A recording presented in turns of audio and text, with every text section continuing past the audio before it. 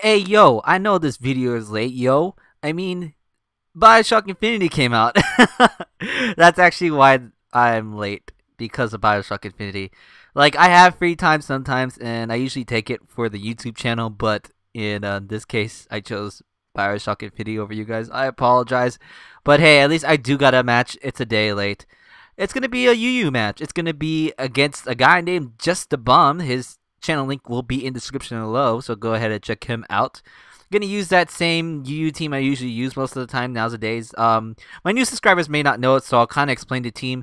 I got a bulk up Hitmontop, Technotop.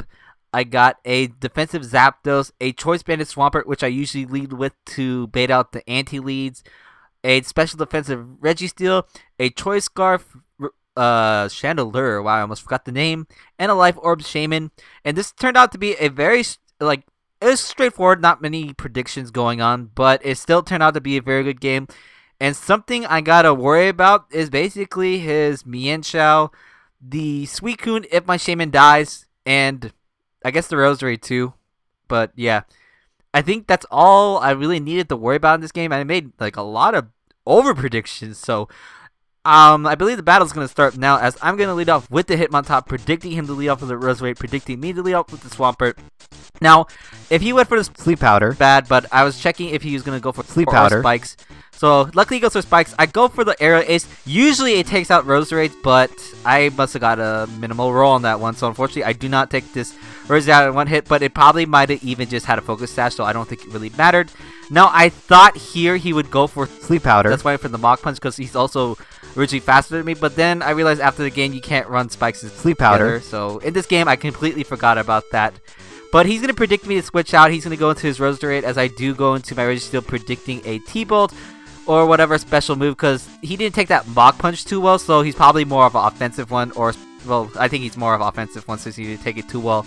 And I thought here this Roserade switch in would be fine, because even if he does put me to sleep, note, I still did not know during the game that Sleep Powder together is illegal, that he was going to Sleep Powder. That's fine, but if he doesn't Sleep Powder, I'll kill him off. But I forgot these things could synthesize or rest. But he's going to switch out to the Suicune now.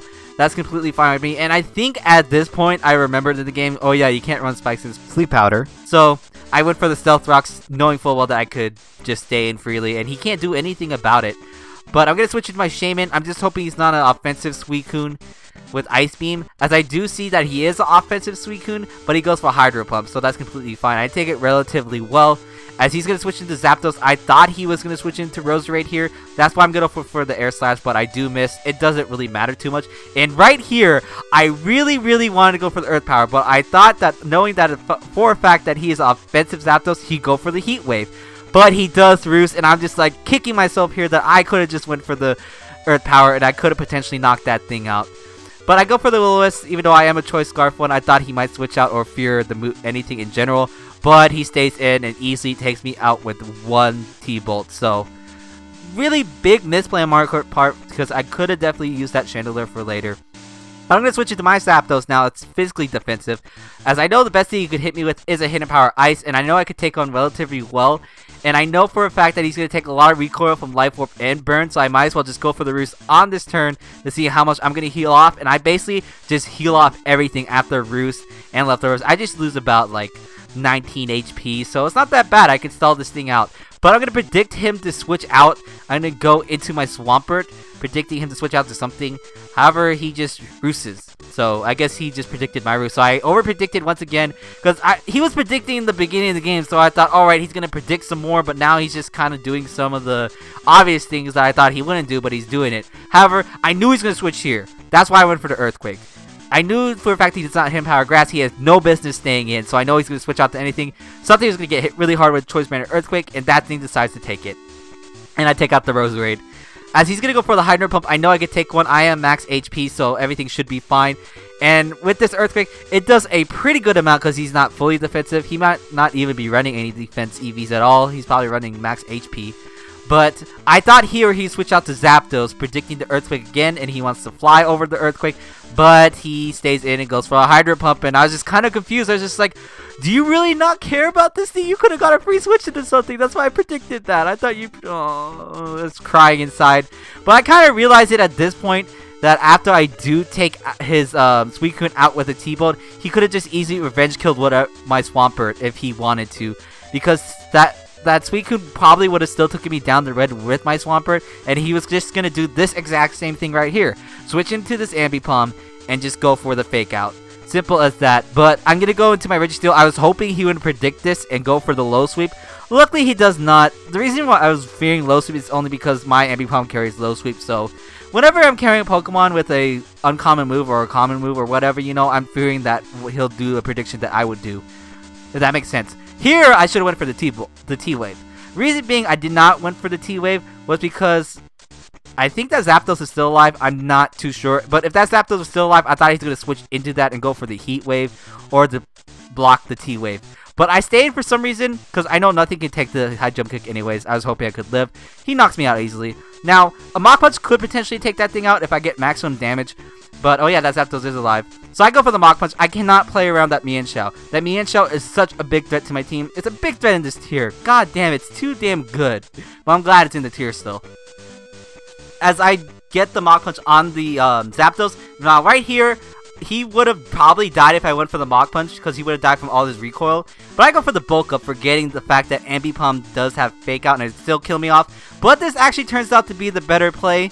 Only reason being, which really doesn't matter, is I'm getting more leftover recovery. That's it. I'm getting one more turn leftover recovery. It doesn't really matter though, because this Hitmontop doesn't really...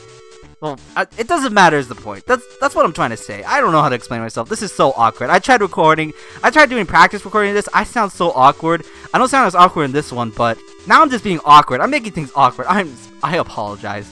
I switched to the Zapdos because I don't want Hitmontop taking the hit. So I go to the Hitmontop now. I know I outspeed it with the Mach Punch priority, even though it was clearly obvious that he was going to switch. Once again, I could not take the risk of losing this Hitmontop, because this Hitmontop is my key to winning, and it usually always is for this team.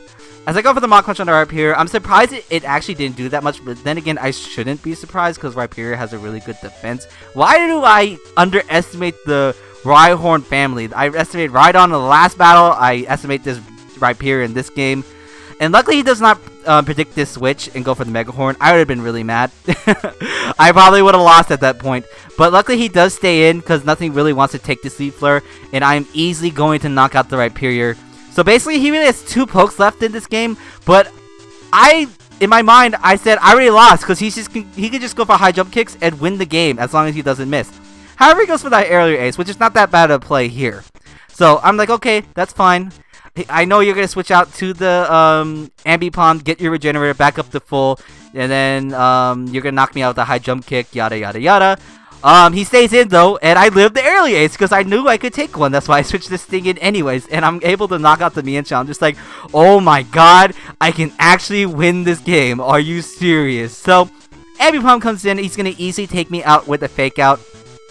So we both have 1 poke left, but I do have the Hitmontop with the priority Mach Punch that's adamant, stab, max attack, tech, boosted, super effective, weak Ambipom defenses, knocks it out. That's going to be a narrow 1-0 victory. And rather than the key plays of the battle, we're going to go to the mistakes of the battle, because there was one crucial mistake he made, which was locking himself into Aerial Ace. Now, going for Aerial Ace, like I said here, was fine.